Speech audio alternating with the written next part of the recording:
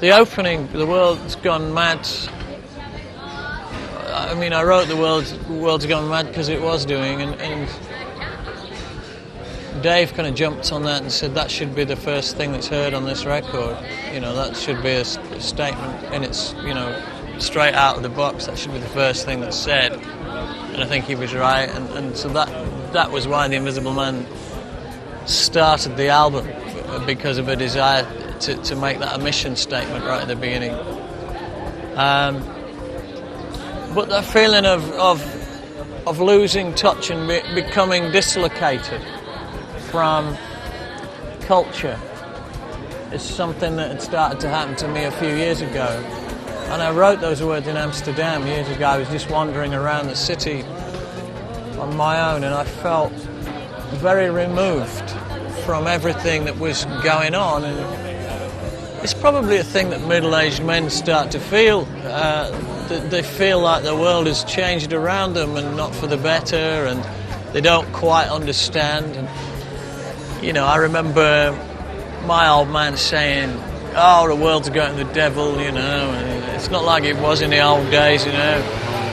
Everything was so much better and people were happier. And so I think you get to a point in your life where you start to think, what's going on with the young people, you know? Why are they listening to all this racket?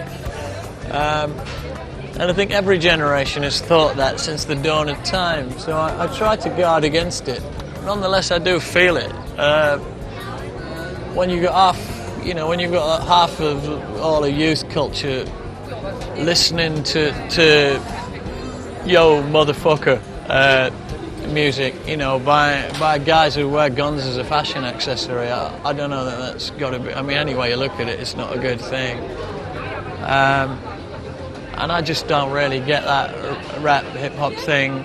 I just don't get it. But maybe it's because I'm too much of a musician, and I expect tunes, and I expect interesting chord changes, and I expect movement.